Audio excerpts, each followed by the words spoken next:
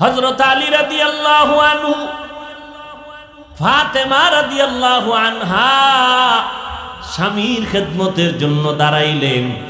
কাজে ব্যস্ত ছিলেন, এখন আর কোনো কাজ নাই, বড় কাজ হলো স্বামীর মন খুশি রাখা। ফাতেমা রাদিয়াল্লাহু আনহা দাঁড়ায়ছেন, স্বামীর ঘামগুলো মুছাইতেছেন। কোথা থেকে আসলেন? দো জাহানের সরদার রহমতের নবীর দরবার থেকে আসলাম। আব্বাজান কেমন আছেন? আলহামদুলিল্লাহ, তবে একটু পেরেশানি দেখলাম।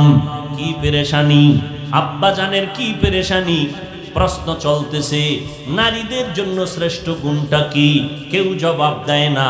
ও ফাতেমা, আপনি বলতে পারবেননি, আমি খবরটা নিয়ে পয়গম্বরের কাছে গিয়া পেরেশানি দূর করব।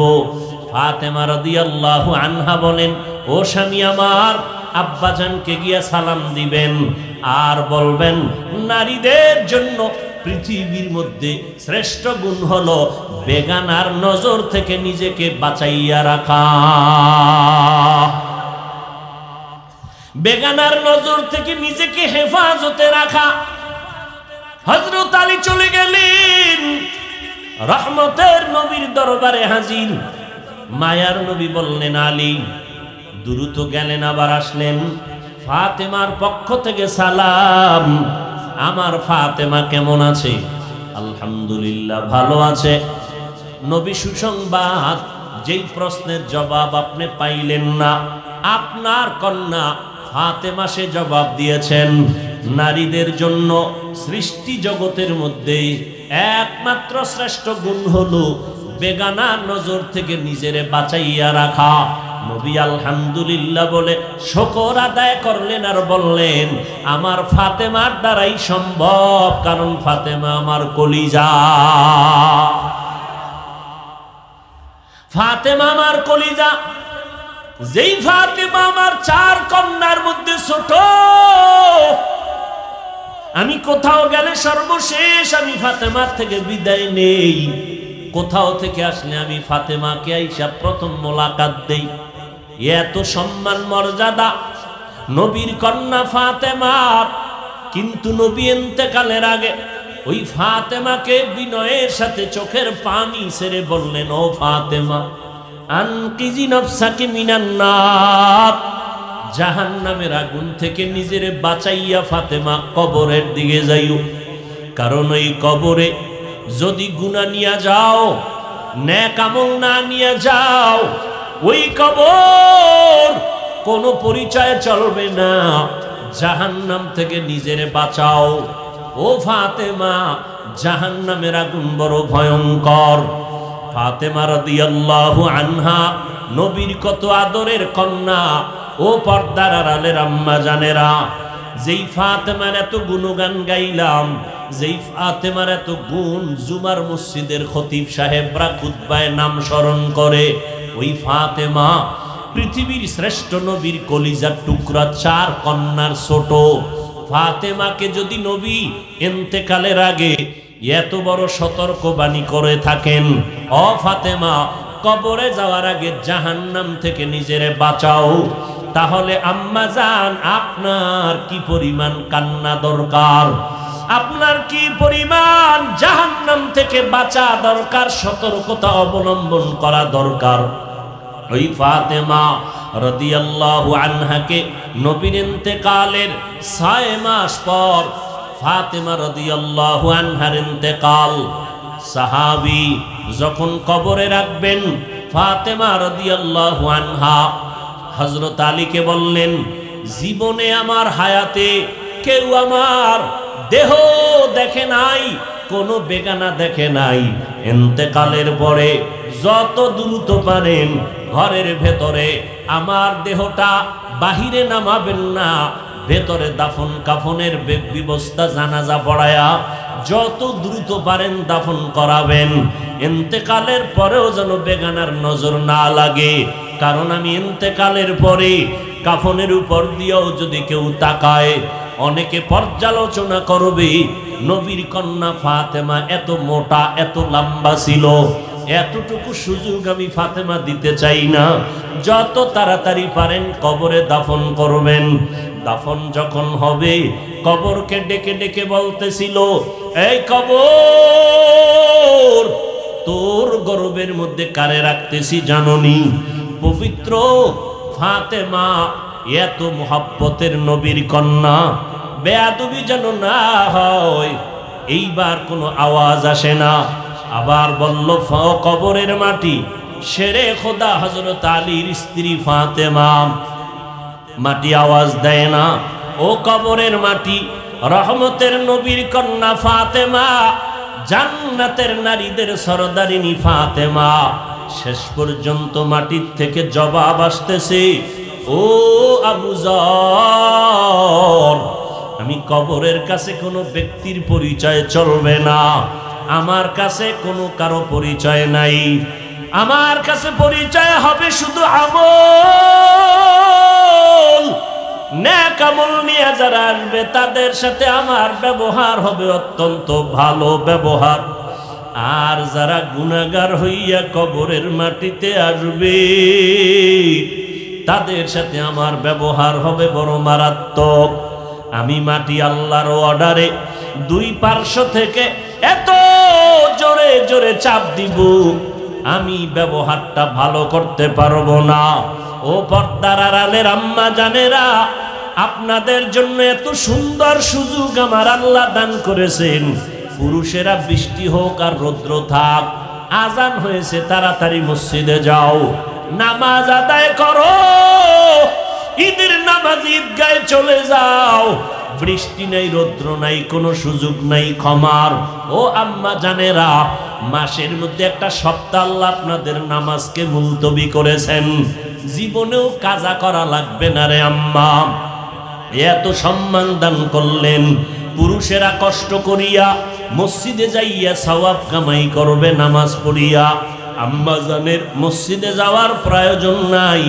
আল্লাহর নবী বলতেছেন, ও নারীরা, ঘরের মধ্যে বসে নামাজ পড়ো, বাহিরে নামাজের থেকে নারীদের ঘরের মধ্যে নামাজ বড় উত্তম। আবার ঘরের খোলা জায়গা থেকে আরো আটকা জায়গা, নিরিবিল জায়গায় নামাজ পড়া আরো উত্তম। পুরুষেরা বাইরে গিয়া ওই মসজিদে গিয়া জুমার নামাজে যেই পরিমাণ সওয়াব তারা পাবে, ওই পরিমাণ পুরা সওয়াব আম্মা জানেরা ঘরের মধ্যে নামাজ পড়লে পেয়ে যাবে। আতিনা ফি দারে দুনিয়া না হাসান, আতিনা ফি দারে উকবা না হাসান, ইয়া গিয়াসাল মুস্তাগীসি নাহদিনা লাফতিখারা বিল উলুমে ওয়াল গিনা। নারীদের জন্য দুনিয়ার কোনো পেরেশানি নাই। যতক্ষণ বাবার আন্ডারে থাকবেন, বিবাহের আগে বাবায় ভরণ পোষণের ব্যবস্থা করবেন। স্বামীর ঘরে যাবেন, স্বামী মাথা গরম করে কামাই রুজির জন্য কষ্ট করবে। আম্মা জান, সূর্যের গরম লাগায় মাঠে ময়দানে কষ্ট করার প্রয়োজন হবে না। বসে বসে ঘরের মধ্যে নিজের ভিটামিনটাকে সন্তানের পেছনে ব্যয় করবেন। আপনার বড় দায়িত্ব নেককার সন্তান জমিনে রেখে যাওয়া। আপনার অবদানে একটা সন্তান নেককার হবে। আপনার মেহনতের মাধ্যমে, ত্যাগের মাধ্যমে স্বামীর সংসারটা বড় উন্নতি লাভ করবে। আপনার কষ্ট করা মেহনতের কারণে স্বামীর কামাই রুজিতে আল্লাহ বরকত দান করবেন। আল্লাহর জাতের কসম, যেই স্বামী বাহিরে ব্যবসা করে, কামাই করে, ঘরের মধ্যে আম্মা জান নামাজ পড়ে দোয়া করে, আল্লাহ তার অল্প টাকায়ও এত বেশি বরকত দান করবেন, ওই বরকত 10টা সন্তানেও খেয়ে শেষ করতে পারবে না। আর যদি স্বামী কোটি কোটি টাকাও কামাই করে, স্ত্রী যদি নামাজ না পড়ে বেপরদায় চলে, কোটি টাকায়ও ওই সংসারে কোনোদিন বরকত হবে না। আম্মা জান, আপনার বড় দায়িত্ব আপনার মাথায়। একটা সন্তান দুনিয়াতে রেখে যাও আপনার বড় দায়িত্ব। আপনি দোয়া করবেন, আপনার আদর্শ সন্তান শিখবে। ইমাম গজালি, বিশ্ববরেণ্য দার্শনিক, বড় বুজুর্গ আলেম, তিনি বলেন, প্রত্যেকটা সন্তানের জন্য প্রাথমিক শিক্ষিকা হলো তার আপন মা। মা সন্তানের যা শিখাবে সন্তান তাই শিখবে। মা সন্তানকে যে আদর্শ দিবে সন্তান সে আদর্শওয়ালা হবে। ও আম্মা জান, আপনার সন্তানকে ডাক্তার বানাবেন, আপনার সন্তান ইঞ্জিনিয়ার বানাবেন, আপনার সন্তানকে প্রফেসর বানাবেন, অন্তর ভরে দোয়া করে গেলাম। তবে আপনার সন্তানটাকে বেয়াদব বানাবেন না। আপনার সন্তান আদর্শবান ডাক্তার হবে, আপনার সন্তানটাকে আদর্শ ইঞ্জিনিয়ার বানাবেন।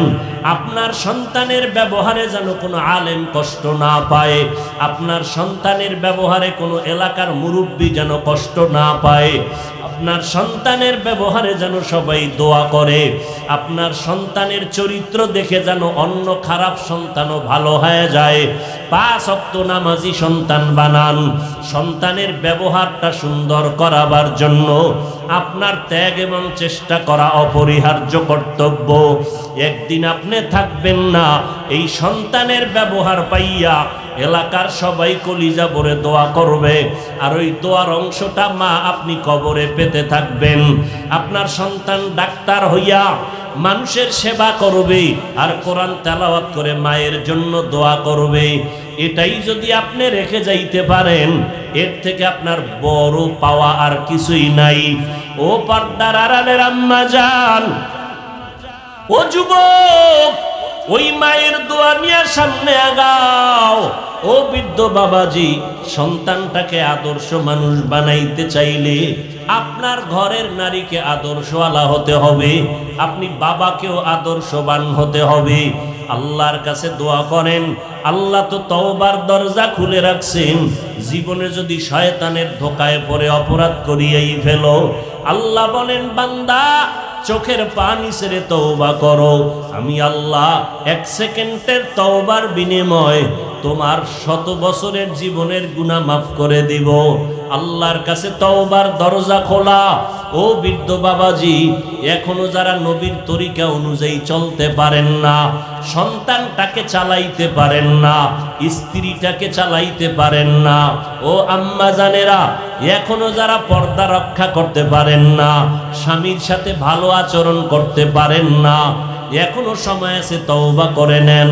ও পুরুষেরা, এখনো যারা স্ত্রীর হক আদায় করতে পারেন না, এখনো সময় আছে, তওবা করে নেন। সামনে থেকে আর অপরাধ করবেন না। ও যুবকেরা, ওই মা বাবার সাথে ভালো ব্যবহার যারা করতে পারো নাই, ওই মা বাবার দোয়া চোখের পানিতে আজ আমি চেয়ারে বসছি, ওই মা বাবার দোয়া আর চোখের পানি ছাড়া পরীক্ষায় ভালো নাম্বার পাইবা না। ওই মা বাবার দোয়া ছাড়া তুমি সম্মানের চেয়ারও পাইবা না। ওই মা বাবার দোয়া নিয়ে সামনে আগাও, আল্লাহর কাছে তওবা করো, মনে মনে বলো, আল্লাহ জীবনে তো বহু অপরাধ করেছি, আমার গুনার খবর আমার মা বাবা ভাই বোনেরা কেউ জানে না, আপনি জানেন। আজকে তওবার নিয়ত করে ফেললাম, জীবনে আর জবান দিয়া গুনাহ করব না, চোখ দিয়া বেগানার দিকে তাকাবো না, গীবত শিকায়াত করব না, গালি দিব না, হাতের দ্বারা কোনো গুনাহ করব না। ও আল্লাহ, নবীর তরিকা মেনে চলবো, মা বাবার দোয়া নিয়ে চলবো, আর দাড়ি কাটবো না, দাড়ি ছাড়বো না। তোমার মতো কত যুবক চাকরি করে, ব্যবসা করে, স্কুল কলেজে পড়ে, 5 ওয়াক্ত নামাজি দাড়িওয়ালার অভাব নাই। আল্লাহর কাছে তওবা করে নাও। ও আল্লাহ, শয়তানের ধোকায় যত অন্যায় করেছি আর কখনো করব না। মুরব্বীদের সাথে খারাপ আচরণ করব না, ওলামায়ে কেরামের বিরোধিতা করে নিজের কপালটা নষ্ট করব না, ওলামায়ে আহলে হকের পরামর্শ নিয়ে চলব, বাতিলের মোকাবেলায় জীবনটাকে বিলীন করে দিব, নবীর সুন্নাতওয়ালা জিন্দেগি নিয়ে চলব। তওবা করার মতো যদি নিয়ত থাকে, অন্তর দিয়ে আমার আল্লাহকে ডেকে ডেকে বলতে থাকো, ও দয়ার মালিক, জীবনে গুনার থেকে আর কোনোদিন বাঁচতে পারার আশা নাই, তুমি যদি দয়া না করো।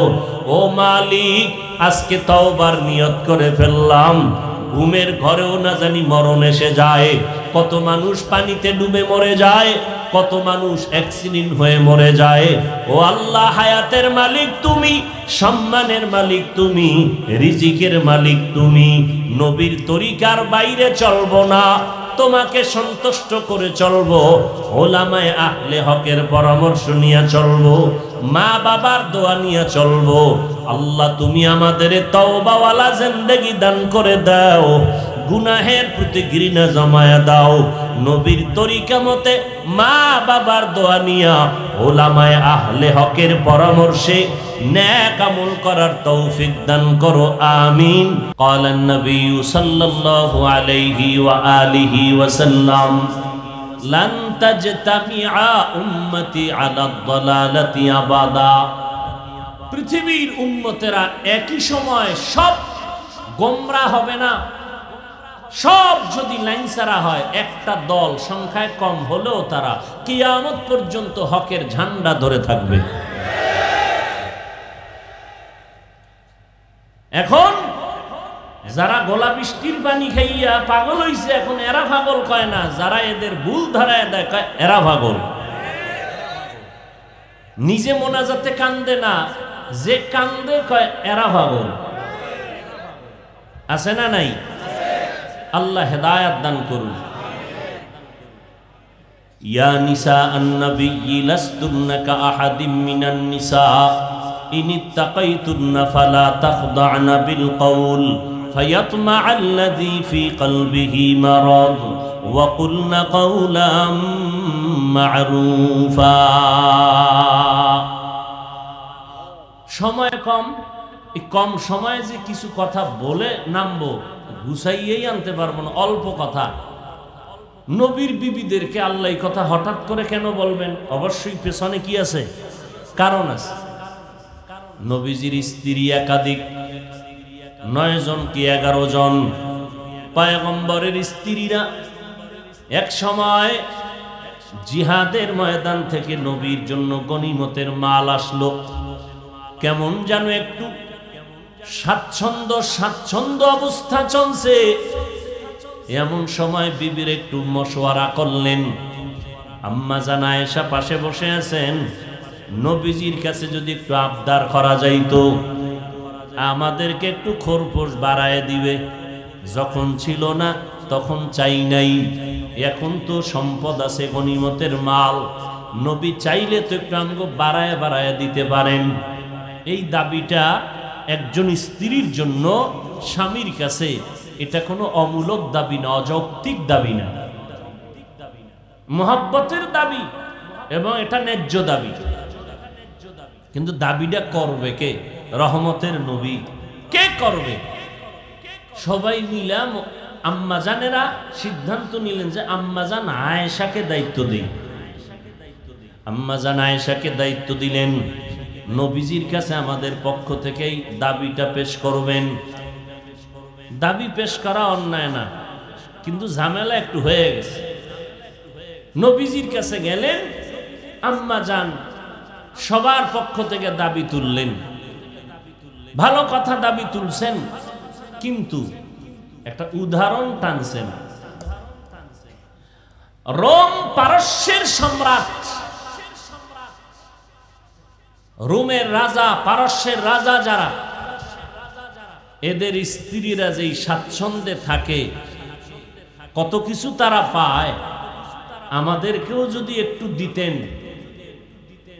আল্লাহ পাকের কাছে এটা, এই উদাহরণটা পছন্দ হয়নি। আল্লাহ এমনই রাগ করলেন, আয়াত নাজিল করলেন, ও নবী এক্ষুনি জেনে জানায়া দেন, তাড়াতাড়ি যেন সবাই তওবা করে। কাফেরের সাথে কেন তুলনা দিল? বেঈমানের সাথে কেন তুলনা দিল? দ্রুত বলেন তওবা করতে। যদি তওবা না করে এখন সব বিবি তালাক দিবেন। ইয়া নিসা আন-নবী লাস্তুন্না কাআহাদিম মিনান নিসা।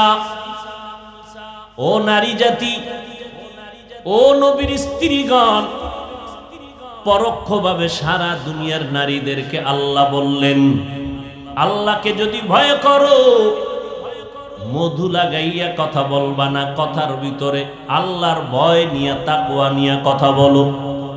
আল্লাহর ভয় অন্তরে জমা করে নাও। সারা দুনিয়ার নারীদেরকে আল্লাহ বললেন, এই নারীর দল, তোমাদের কণ্ঠের আওয়াজটাও কিন্তু একটা বড় আকর্ষণীয়। নারীদের কণ্ঠটাও পর্দা, সারাটা বডি ঢেকে রাখা যেমন ফরজ, নারীদের কণ্ঠ বেগানার থেকে হেফাজতে রাখাও ফরজ। আপনি রাখবেন না, আপনি অর্ধুলাঙ্গ হয়ে রাস্তায় যাবেন, সেটা আপনার বিষয়। কবরে যাবেন আপনি, জবাব দিবেন আপনি। আপনার ওই কারণে তো ফতোয়া আপনামুখী হবে না, ফতোয়া মদিনামুখী হবে। ফতোয়া কি আপনার মতো হবে না মদিনার লাইন? মদিনার লাইন। আল্লাহ পাক রব্বুল আলামিন এই জন্য বলে দিয়েছেন, কুল্লিল মুমিনিনা ইয়াগুদ্দু মিন আবসারিহিম, ও মুমিন তোমরা তোমাদের নজরকে নিম্নগামী করে রাখো, তোমাদের নজরকে নিচে রাখো। কাদের থেকে? বেগানার থেকে। আচ্ছা, মুমিন বললে কি শুধু পুরুষ না মহিলা সহ? খুব খেয়াল করবেন, মুমিন মানি নারী পুরুষ সবাই। কি বললেন? ও মুমিনেরা তোমাদের নজরকে নিম্নগামী করে রাখো বেগানার থেকে। এখানে নারীও আছে পুরুষও আছে, কিন্তু আলাদা করে আবার বললেন ও নারীরা। অকুল্লিল মুমিনাতি ইয়াগুযুজনা মিন আবসারিহিন্না, প্রথম মুমিন বলার পরে তো নারীদের আলাদা বলা লাগে না, এরপরেও নারীদেরকে আলাদা করে বললেন, ও নারী যারা মুমিনা যারা আছো, তোমরা বেগানার থেকে নিজের নজরকে হেফাজত করো, নিম্নগামী করে রাখো, চোখের নজর নিচে রাখো। খবরদার, তোমাদের চোখের চাহনির মধ্যে আকর্ষণ, তোমাদের কণ্ঠের ভেতরে আকর্ষণ, সব খবরদার। পুরো বডি ঢেকে রাখা যেমন তোমাদের জিম্মাদারি, তোমাদের কণ্ঠকেও হেফাজতে রাখবা। বডি আকর্ষণ এটা যেমন খোলামেলা করতে পারবা না, তুমি ফিতনার মধ্যে জড়িত হওয়ার কারণে, যেই কারণে বডি খোলা যাবে না, ওই কারণে কণ্ঠের আওয়াজও বেগানার সাথে দেওয়া যাবে না। কণ্ঠের আওয়াজ পাইলেও যাদের কলবের মধ্যে রোগ আছে, ওই পুরুষেরা শুধু কণ্ঠের আওয়াজে রোগের মধ্যে ঢুকে যাবে। পুরুষের মধ্যে রোগ নাই, কলবের মধ্যে রোগ আছে, খালি মিস কল পাইছে, এইবার ব্যাকটেরিয়া কে হ্যালো শুধু বলছে, হ্যালোর আওয়াজটা পাইছে কার? মহিলা। এবার মহিলার আওয়াজ পাইছে, এদিক থেকে আরো আওয়াজ দিতে চাইছে, মহিলা কেটে দিছে, নাম্বার ফোনটা কেটে দিয়েছে। এখন এদিক থেকে বারবার আঘাত করতেছে, বারবার ডিস্টার্ব করতেছে। ওই যে শুধু একটু হ্যালোর আওয়াজ, কণ্ঠের আওয়াজ পেয়েছে, কলবের মধ্যে চুম্বুকের মতো ধরে ফেলেছে। রোগ। নারীদের আল্লাহ এত সম্মানিত করেছেন, পয়গম্বর বলেন সারা দুনিয়ায় যা কিছু আছে সব উত্তম সম্পদ, আর এই সম্পদের মধ্যে নেককারিনী যারা নারী তারা আরো দামি সম্পদ। দুনিয়াতে সব নারী গর্ভ থেকে আল্লাহ নবীদেরকে বানাইছেন, কথা ঠিক নেই? যত সাহাবায়ে কেরাম সব নারীদের থেকে আসছে। ও পর্দার আড়ালের আম্মা জানেরা, আপনাদের এত সম্মান আল্লাহ দান করেছেন, সমস্ত নবীদের মায়ের মতো আপনারা মা, সমস্ত সাহাবায়ে কেরামের মায়ের মতো মা। এত সম্মান আল্লাহ দান করেছেন, এই সম্মানটা বজায় রাখার দায়িত্ব আপনার, এবং আপনার উপরে যার জিম্মাদারি থাকবে তার দায়িত্ব। ও স্বামী, স্ত্রীকে তুমি হেফাজতে রাখো, নেয়ামত দান করেন আমার আল্লাহ, ভরে রাখার দায়িত্ব হলো বান্দার। আল্লাহ নিয়ামত দেন, ইচ্ছা করেই দেন, চাওয়ার আগেই দেন, ধরে রাখার দায়িত্ব বান্দা। আল্লাহ একটা ভালো স্ত্রী দান করেছেন, বড় নিয়ামত, ধরে রাখো রে গোলাম, অবহেলা করবা না, নিয়ামতের শুকর আদায় করবা। আলহামদুলিল্লাহ বললে শুকর আদায়ের হক আদায় হয় না। বলে কেমনে শুকর আদায়ের হক আদায় হবে? বলে আল্লাহ যেই নিয়ামত যেই কাজের জন্য দিছেন ওই কাজে ব্যবহার করাই হলো আসল শুকর। স্বর্ণ কেউ যদি পায়, এটা হাতে লয়ে বলে যে এই পাওয়া গেছে, নাও। কথা বলেন না কেন? স্বর্ণ পাইলে হেফাজত করে। স্বর্ণের মার্কেট, সব দোকানগুলো তালাবদ্ধ, খুব মজবুত দোকান, কেচি গেট লাগায়, এরপরও নাইট ডিউটি করে দারোয়ান, এত ভাবে আটকাইয়া রাখে। জমিনের মধ্যে মহামূল্যবান সম্পদ। আল্লাহর নবী বলেন, স্বর্ণ যত বড় সম্পদ, সারা দুনিয়ার মধ্যে এর থেকে আরো উত্তম সম্পদ হলো নেককারিনী নারী। বড় বড় দার্শনিক আসমান থেকে আইছে না মায়ের পেট থেকে? বড় বড় বিজ্ঞানী আসছে মায়ের পেট থেকে। এজন্য মায়ের সম্মান অনেক বেশি। ভালো মা পাইছো, ও সন্তান, ওই মায়ের শুকর আদায় করবা। এক নাম্বার, ওই মায়ের থেকে বেশি বেশি দোয়া নিয়ে সামনে আগাও, কারণ মায়ের দোয়া আল্লাহর কাছে বিদ্যুতের আগেও। আল্লাহ স্বামী ভালো একজন স্ত্রী পেয়েছো, আল্লাহর কাছে শুকর আদায় করে ধরে রাখো। ওই স্ত্রীকে তুমি নিয়ামত মনে করিয়া হেফাজতের চেষ্টা করো, বেপরদায় নষ্ট করবা না। যত নজর লাগবে তত চুরি হয়ে যাওয়ার ভয় থাকবে। নজর লাগবে তাই দেখবার হাতে রাখতে পারবা না, সব নষ্ট হয়ে যাবে। এরে পর্দার আড়ালের আম্মা জানেরা, এত সম্মান আল্লাহ তাআলা দান করেছেন। জমিনের মধ্যে যত বড় বড় সন্তান আছে, সব একমাত্র মায়ের সন্তান। হাফেজে কোরআন মায়ের সন্তান, আলেম মায়ের সন্তান। এরে নবীর উম্মতের দল। এই জন্য নবী মায়ের ইজ্জতের ব্যাপারে বয়ান করেছেন। ইসলাম নারীদের সম্মান বাড়িয়ে দিয়েছেন এবং আমার আল্লাহ নারীদের মর্যাদা বাড়িয়েছেন।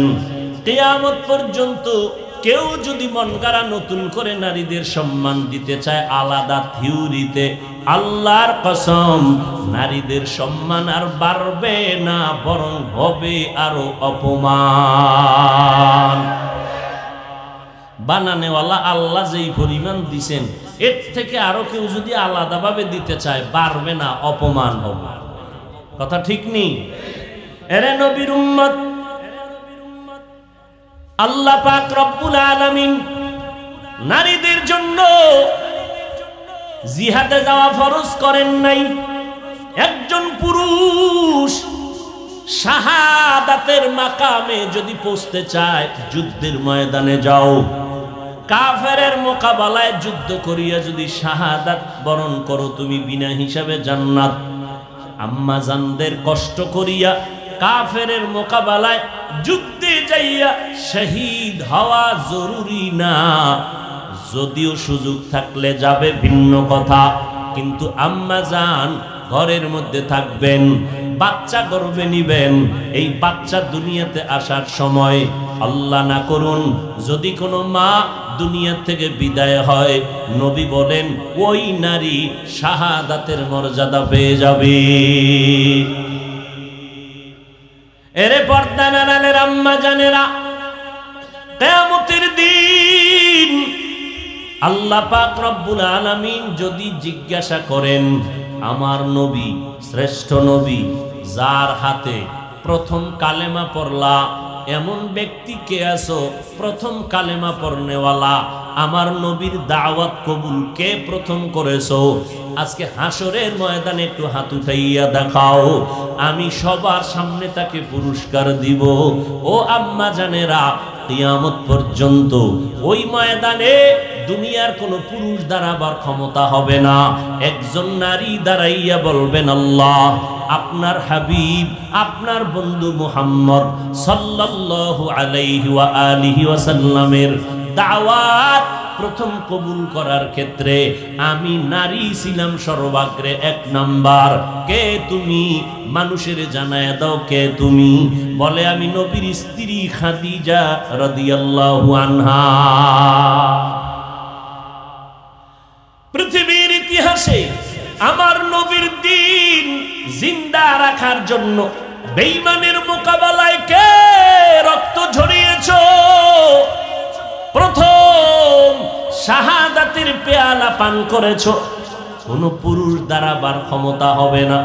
একজন নারী দাঁড়ায় বলবেন, আল্লাহ রহমতের নবীর দিন কায়েমের জন্য, বাতিলের মোকাবেলায়, বেঈমানের মোকাবেলায় আমি নারী সর্বপ্রথম শাহাদাতের পেয়ালা পান করেছি, জীবন যৌবন রক্ত বিলীন করে দিয়েছি দ্বীনের জন্য। আমি একজন নারী, সুমাইয়া রাদিয়াল্লাহু আনহা। কিয়ামতের ময়দানে মদিনার নবী বলেন, জান্নাতের 8টা দরজা খুলে দেওয়া হবে, মানুষগুলো পাগলের মতো ঘুরবে, কিন্তু 4 জন নারীর জন্য জান্নাতের 8টা দরজা খুলিয়া দারোয়ানরা ডাকবে, আসেন। 4 জন নারীকে বারবার বলবে, আপনাদের কোনো হিসাব লাগবে না, যে কোনো দরজা দিয়া ঢুকবেন, আমরা স্বাগতমের জন্য রেডি। কয়জন নারী? জোরে বলেন।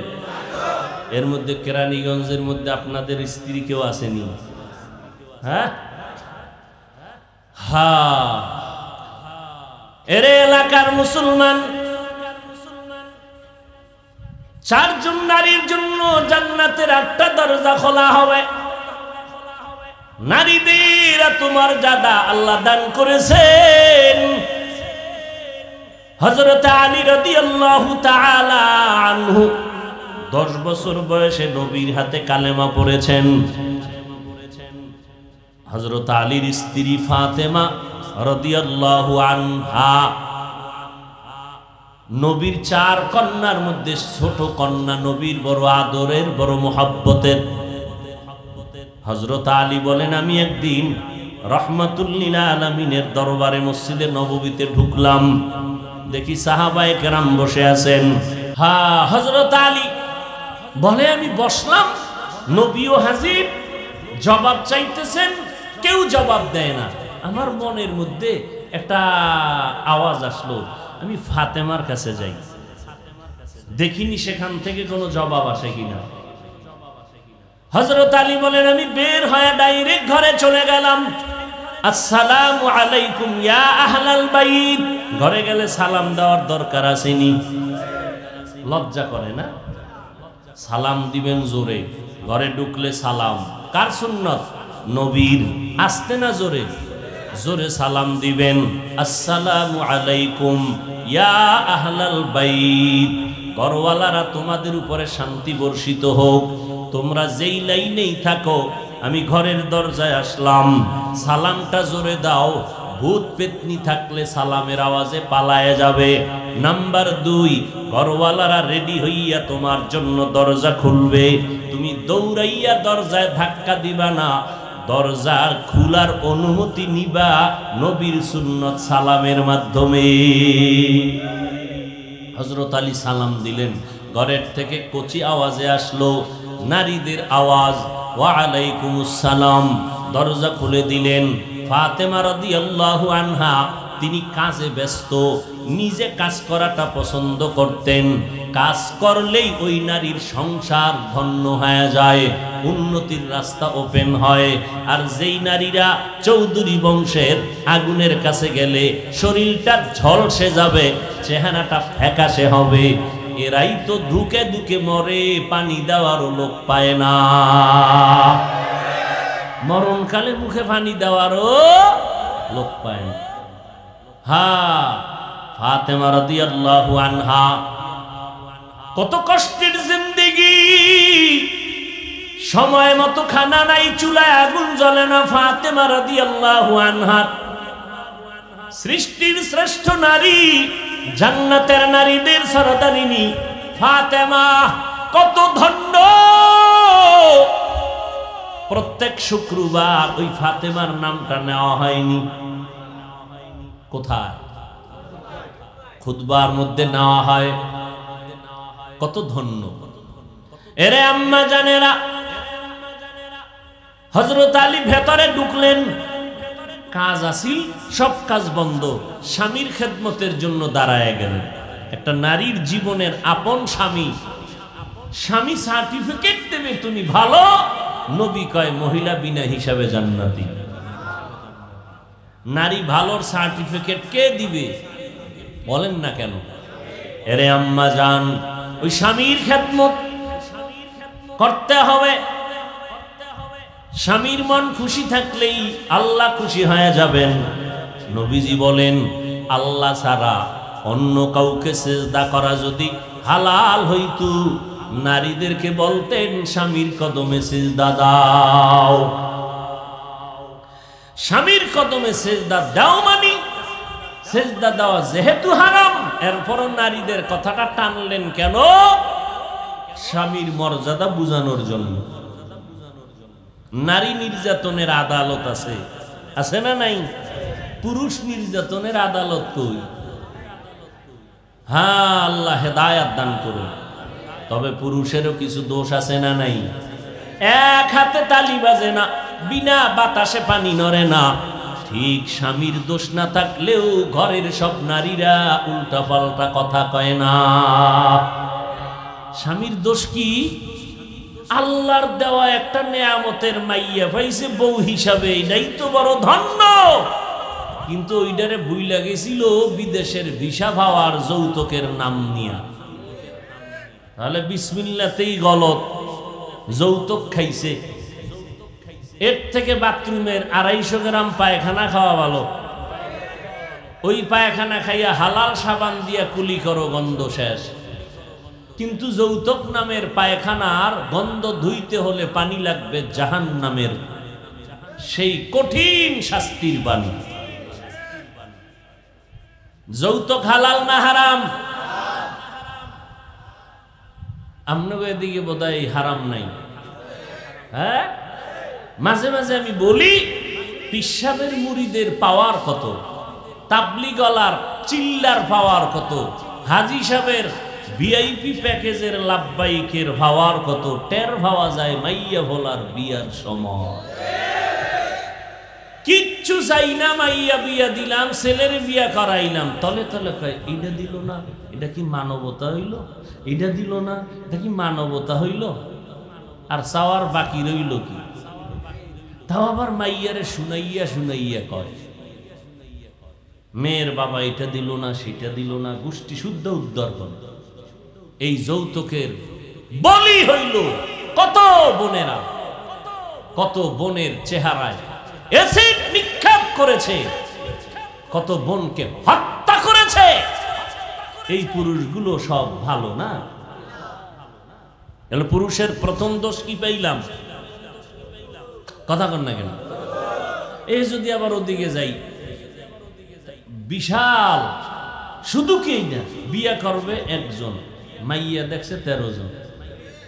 এটা কোন সুন্নাত? হ্যাঁ, আহা, এই সমস্ত উল্টাপাল্টার কারণে অধিকাংশ সংসার ভেঙ্গে যায়, থাকে না। ফ্রি মাইন্ড, ফ্রি, বাস ফ্রি মাইন্ডে বিয়া করছে, একজনে লইয়া পার্কে গেছে, কিও ডোন্ট মাইন্ড, ফ্রি মাইন্ডের ঘরে ডোন্ট মাইন্ড, ব্যাস। আল্লাহ হেদায়াত দান করুন। উভয়েরই দোষ আছে, আল্লাহ হেদায়াত দান করুন। এই জন্য নারীদের প্রথম ঔষধ, কোন মধুমাখা কথা বলা যাবে, বেগানারে সালাম দেওয়া জায়েজ নাই।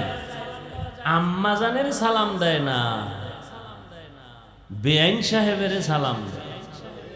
কি দেয়নি? যদি সালামের জবাব না দেখে না, বেআইন কথা বলা যাবে না। সেদিন সালাম দিলাম, জবাব পেলাম না। বেগানাকে সালাম দেওয়া নিষেধ। বেগানা বুঝেননি কি? আপনার মা, আপনার শাশুড়ি, যাকে আপনি বিবাহ করতে পারবেন, বিবাহের আগে আপনার সে বেগানা, তাকে সালাম দেওয়া যাবে। কেন? সালামেও মহব্বত বাড়ে। এই জন্য নবী কইছে বেশি বেশি সালাম দাও, বেশি বেশি সালাম দাও। মোবাইলে হ্যালো কেন? মোবাইলে প্রথম আওয়াজ হবে আসসালামু আলাইকুম। হ্যালো ঢুকাই দিছে বিধর্মীরা, বাস হ্যালো। আমি হুজুরও হ্যালো, খাজুরও হ্যালো। রসুলের আওয়াজ কি? সালামু আলাইকুম। সে কোনো কথা বলে না, সালামু আলাইকুম সালামু আলাইকুম সালামু আলাইকুম, জবাব নাই, ও চলতেই থাকবে অনবরত। জবাব যেদিন দিবে সেদিন থেকে ওয়ালাইকুম সালামের পরে বাকি কথা শুরু। আসসালামু ক্বাবলাল কালাম। ভাইজান কেমন আছেন? সালাম আলাইকুম। সালাম আগে না পরে? আসসালামু আলাইকুম, কেমন আছেন ভাইজান? সালামই না, সালাম দিবে কি স্টাইল মে সালামালাইকুম, সালাম সালামালাইকুম, তার মানে তোর উপরে খোদার গজব। হে আবার ঘুরাইয়া খায় ওয়ালাইকুম, তোর উপরে আগে।